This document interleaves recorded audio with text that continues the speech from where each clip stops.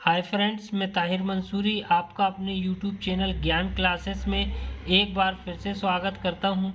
आज हम अपनी सीरीज को आगे बढ़ाते हुए कक्षा 12वीं विषय लेखा शास्त्र की इकाई 2 साझेदारी फर्मों के लिए लेखांकन मूल तत्व के प्रैक्टिकल क्रमांक 19 जो कि महत्वपूर्ण है और एनसीईआरटी में से लिया गया है किताब में।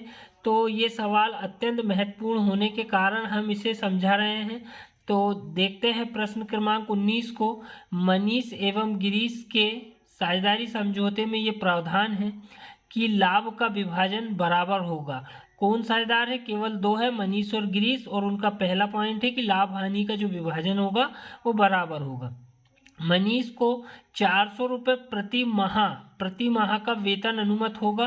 गिरीश जो कि बिक्री विभाग का प्रबंध करता है, उसे मनीष के वेतन को अनुमत करने के बाद कमीशन के रूप में निवल लाभ से 10% कमीशन के रूप में प्राप्त होंगे। साझेदारों की स्थिर पूंजी पर 7% की दर से ब्याज देय होगा। साझेदारों के वर्ष भर के आहरणों पर 5% की दर से व्याख्या प्रभावित होगी। मनीष एवं गिरीश की स्थिर पूंजी क्रमशः 1,00,000 और 80,000 है। उनकी वार्षिक आहरित राशि 16,000 और 14,000 है। 31 मार्च 2018 को वर्ष की समाप्ति पर लाभ की राशि 40,000 रुपये है। फर्म के लाभ हानि नियोजन खाता तैयार करना है फर्म के लिए। तो आइए देखते हैं हम इस सवाल को कैसे हल करेंगे। तो सबसे पहले यहाँ पर लाभ हानि खाता 31 मार्च 2018 को समाप्त होने वाले वर्ष के लिए विवरण राशि। तो सबसे पहले यहाँ पर आता है शुद्ध लाभ, जो कि प्रश्न में दिया हुआ रहता है। तो प्रश्न में दिया है शुद्ध लाभ 40,000 रुपये। उसके बाद आहरण पर ब्याज की प्रविष्टि इसमें होती है। हम पिछले वीडियो में आपको बता चुके हैं कि आहरण पर ब्याज इस साइड में आएगा। तो मनीष जिसने आहरण किया है 16,000 है और आहरण पर ब्याज की जो रकम दी है वो 5% की दर से दी है। तो 16,000 का 5% निकाला जाएगा, 16 पंचे 80, 8,000 रुपये आएगा। और गिरीश की पूंजी है, गिरीश का जो आहरण है वो 14,000 का है। 14,000 का 5% निकाला जाएगा तो 14 पंचे 70, मतलब 700 रुपये जो है ये गिरीश का आहरण पर ब्याज होगा। इसके बाद इस पक्ष पे आएंगे हम एंट्री के लिए। तो पूंजी पर ब्याज, तो पूंजी पर ब्याज की जो गणना रहती है वो रहती है, पूंजी पर ब्याज हमारा है यहाँ पर 7% की दर दी गई है। और मनीष की जो पूंजी है, मनीष की पूंजी है 1,00,000 रुपये। तो 1,00,000 का 7% निकाला जाएगा तो यहाँ पर 7,000 रुपये आएगा। और गिरीश की जो पूंजी है वो है 80,000। 80,000 का 7% निकाला जाएगा तो 7×8 56, 5,600 रुपये आएगा। इसके बाद जो है वेतन मिलता है किसको? मनीष को प्रतिमाह 400 रुपये का वेतन दिया जाता है। तो हम यहाँ वेतन लिखेंगे। और मनीष 400 रुपये प्रति माह के हिसाब से, मतलब एक माह का 400 तो 12 माह का कितना? 12×4 4800 रुपये। इसके बाद प्रश्न में जो कमीशन की प्रविष्टि है उसे मैं एक बार और पढ़ के बताना चाहूँगा। तो यहाँ पर कमीशन जो लिखा है, इसमें लिखा है कि गिरीश जो बिक्री विभाग का प्रबंध करता है, उसे मनीष के वेतन को अनुमत करने के बाद कमीशन के रूप में निवल लाभ से 10% कमीशन के रूप में प्राप्त होगा। तो यहाँ पर जो वेतन देने के बाद निवल लाभ का 10% कमीशन के रूप में निकालना है। तो यहाँ पर हमें जो निवल लाभ दिया गया है वो 40,000 रुपये दिया है। 40,000 रुपये में से मनीष का वेतन 4,800 रुपये घटाने के बाद, तो यहाँ पर 40,000 में से 4,800 रुपये हम बाहर रफ में घटा के देखेंगे तो आएगा 35,200। तो 35,200 जो निवल लाभ बचा है उसका 10% कमीशन के रूप में हमें गिरीश को देना होगा। तो यहाँ पर हम लिखेंगे कमीशन गिरीश तो 40,000 में से 4,800 घटाए तो 35,200 बचा, उसका 10% कमीशन निकाला जाएगा। तो 10% कमीशन कितना आएगा? 3,520 रुपये आएगा। इसके बाद इसमें कोई और प्रविष्टि नहीं है, सिर्फ हमें घटाना और जोड़ना भर रह गया है। तो यहाँ का हम योग लगाएंगे। तो इस पक्ष का जो योग आएगा वो आएगा 41,500 रुपये। तो यहाँ का योग हमारा आया है 41,500 रुपये। और इस पक्ष का हम योग करेंगे तो यहाँ का जो योग आएगा वो आएगा 20,920। अब 41,500 में से 20,920 घटाया जाएगा तो आएगा लाभ, जो कि होगा साझेदारों के पूंजी खाते में हस्तांतरित करने पर। तो हम इसे घटाएंगे तो आएगा 20,580। 20,580 में बराबर का अनुपात है। सबसे पहला पॉइंट जो दिया गया है कि लाभ हानि का जो विभाजन होगा वो बराबर होगा, तो केवल 2 साझेदार है तो 2 का भाग दे देंगे। तो इस प्रकार से हम काटेंगे तो मनीष को जो लाभ प्राप्त हुआ है वो 10,290 रुपये प्राप्त हुआ है, और गिरीश को जो लाभ प्राप्त हुआ है वो भी 10,290 प्राप्त हुआ है। इस प्रकार आमने सामने जो टोटल आएगा वो 41,500 का आएगा। इसके बाद हम इसके पूंजी खाते की ओर चलते हैं।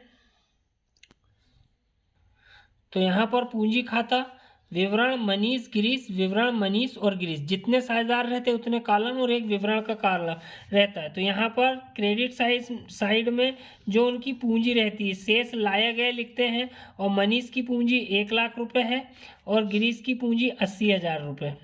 उसके बाद क्रेडिट साइड में जो पूंजी पर ब्याज दिया जाता है उसकी प्रविष्टि होती है। तो पूंजी पर ब्याज कितना है? 7,000 रुपये मनीष को मिला है, 5,600 रुपये गिरीश को मिला। उसके बाद वेतन की प्रविष्टि होती तो मनीष को वेतन मिला है 4,800 रुपये और गिरीश को डैश, क्योंकि गिरीश को वेतन नहीं मिला है। कमीशन गिरीश को मिला है, मनीष को नहीं मिला, तो मनीष में डैश और गिरीश का हो जाएगा वेतन 3,520। इसके बाद जो लाभ बांटा गया है साझेदार के पूंजी खाते में हस्तांतरित वाला, वो लाभ इसमें आएगा। तो 10,290 रुपये मनीष को मिला है और 10,290 जो है गिरीश को प्राप्त हुआ। इसके बाद इस साइड आता है आहरण जो कि दिया गया है। मनीष का 16,000 रुपये का है और गिरीश का 14,000 रुपये का है। इसके बाद आहरण पर ब्याज की प्रविष्टि की जाएगी। तो आहरण पर जो ब्याज है वो 800 रुपये मनीष को मिलेगा और 700 रुपये गिरीश को प्राप्त होगा। इसके बाद हमें इस पर और कोई एंट्री नहीं है, सिर्फ केवल टोटल मारकर जो कम साइड में उधर शेष ले गया लिख दिया जाएगा। तो इस पक्ष का योग देखते हैं। तो मनीष का जो टोटल अमाउंट है वो यहाँ पर 1,22,090 रुपये है। उसमें से इस पक्ष का जो योग है 16,800 रुपये घटा दिया जाएगा, और इस पक्ष का जो योग है 99,410 है, उसमें से 14,700 रुपये घटा दिया जाएगा। तो यहाँ पर जो योग आएगा 16,800 घटाने के बाद 1,05,290 रुपये मनीष को प्राप्त होंगे, और 99,410 में से 14,700 रुपये घटाएंगे तो 84,710 रुपये आएगा। इस प्रकार से जो योग है वो 1,22,090 रुपये इधर का योग और 99,410 रुपये इधर का योग। तो ये हमारा आंसर था। इसके बाद हमारा अगला प्रश्न है प्रश्न क्रमांक 21। RS तथा H एक व्यापार में साझेदार है। 1 अप्रैल 2017 को उनकी पूंजी क्रमशः 20,000, 10,000 और 5,000 है। क्रमशः का मतलब ये होता है कि R की जो पूंजी है वो 20,000 है, S की जो पूंजी है वो 10,000 है और H की जो पूंजी है वो 5,000 है, जिस पर 4% वार्षिक की दर से ब्याज दिए जाना है। एच 500 रुपये प्रति वर्ष वेतन पाने का अधिकारी। यहाँ पर जो वेतन है वो प्रति माह ना बोलकर प्रति वर्ष बोला, अर्थात साल में एक बार भर वेतन प्राप्त होगा एच को, जो कि 500 रुपये भर होगा, इसमें 12 का गुणा नहीं होगा। ब्याज तथा वेतन काटने के पश्चात लाभ के प्रथम 1000 RSH में 974 के अनुपात में और अगले 1000 जो है वो 965 के अनुपात में, और शेष यदि बचता है तो तीनों में बराबर विभाजित किया जाएगा। 31 मार्च 2018 को समाप्त होने वाले वर्ष का लाभ ब्याज तथा वेतन काटने के पश्चात 4500 रुपये था। तो साझेदारों में विभाजन करने के लिए वर्ष 2017-18 का लाभ हानि नियोजन खाता एवं साझेदार के पूंजी खाते बनाइए। तो आइए हम देखते हैं इस सवाल को कैसे हल किया जाएगा। तो यहाँ पर प्रश्न क्रमांक 21 लाभ हानि नियोजन खाता 31 मार्च 2018 को समाप्त होने वाले वर्ष के लिए।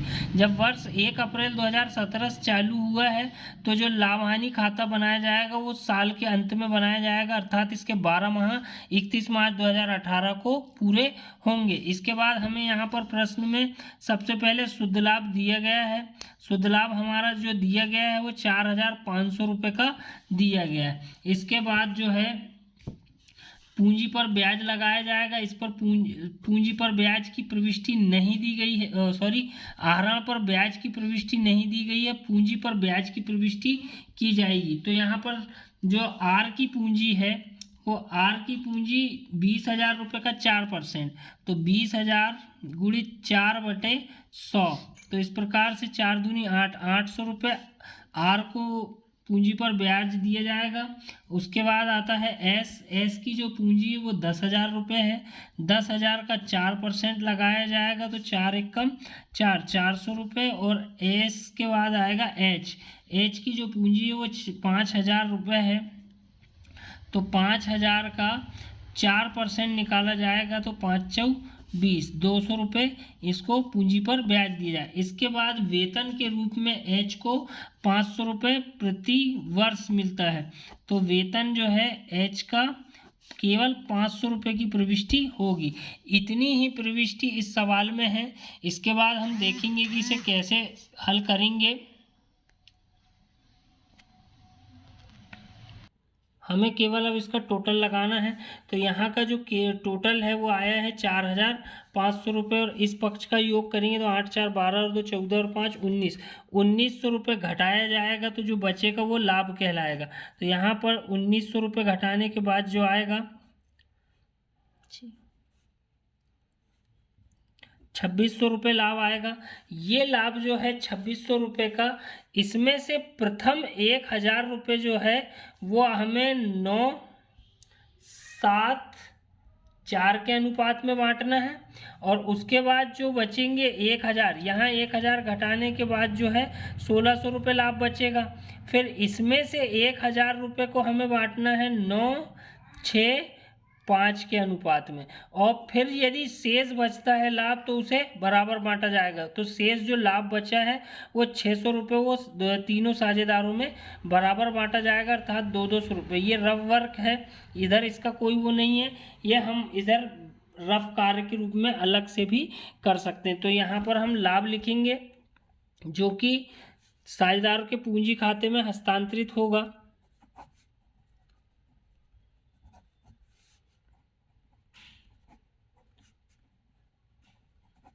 अब यहाँ पर जो है हमें लाभ को बांटना है प्रथम 1,000 को 9/7/4 के अनुपात में।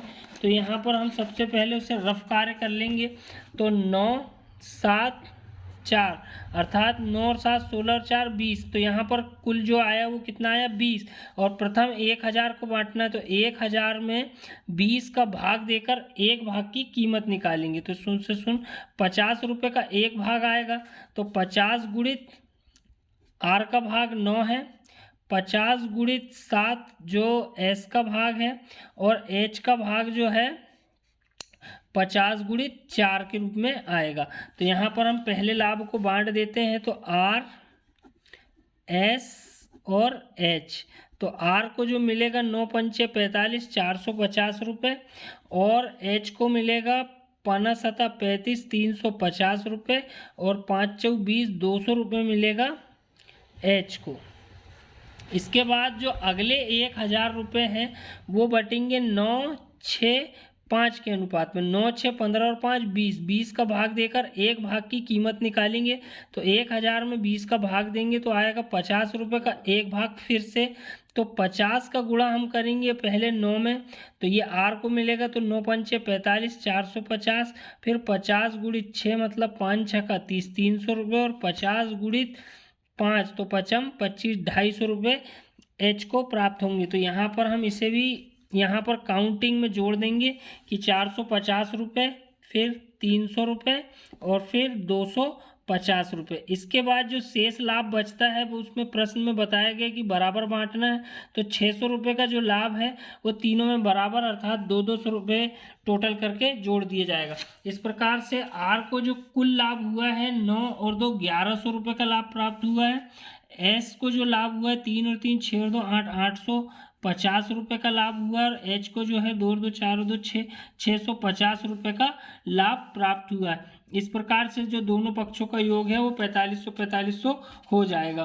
तो उम्मीद करता हूँ कि आपको वीडियो पसंद आ रहा होगा और यदि वीडियो में कोई परेशानी जा रही होगी तो आप हमें कमेंट्स करके बता सकते हैं और हमारे चैनल को सब्सक्राइब कीजिए और शेयर कीजिए।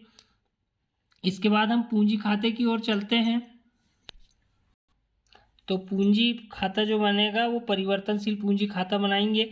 विवरण आर एस एच और विवरण आर एस और एच। तो यहाँ पर जो पूंजी खाते का जो पूंजी होती है साझेदार की वो क्रेडिट पक्ष में लिखी जाती है। शेष लाया गया जो उनकी पूंजी है उसे लिखेंगे। तो आर की जो पूंजी है वो 20,000 है, एस की जो पूंजी है वो 10,000 है और एच की जो पूंजी है वो 4,000 रुपये। इसके बाद पूंजी पर ब्याज दिया जाता है। तो पूंजी पर ब्याज कितना कितना प्राप्त हुआ है।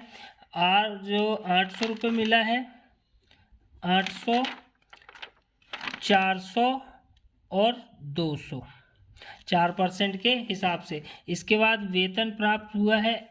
वेतन किसे प्राप्त हुआ है, एच को वेतन मिला है 500 रुपये तो एच को 500 रुपये वेतन दिया जाएगा, बाकी में डैश। इसके बाद जो लाभ बांटा गया है, लाभ जो बांटा गया है उसकी प्रविष्टि होगी। तो 1100 रुपये लाभ हुआ है आर को, एस को हुआ है 850 और एच को जो प्राप्त हुआ है वो 650 हुआ है। इसके बाद इस पक्ष में आएंगे तो इस पक्ष में कोई एंट्री नहीं है।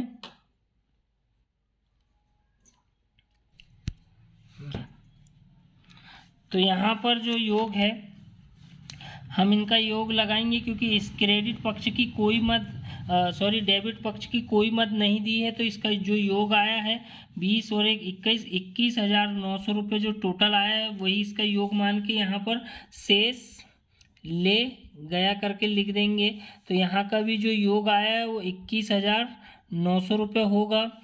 उसके बाद यहाँ का योग जो है इसका योग आएगा 11,250। तो यहाँ का भी योग 11,250 और यहाँ का योग आएगा 6,350। यहाँ हमने 4,000 पूंजी कर दिए थे लेकिन ये 5,000 रुपये इसकी पूंजी है तो यहाँ 6,350 और इस पक्ष का भी जो योग आएगा वो 6,350 होगा। इसके बाद यहाँ पे जो अमाउंट आएगी 21,900, 11,250 और 6,350। इस प्रकार से ये हमारा जो सवाल नंबर 21 है वो भी हल हो गया है।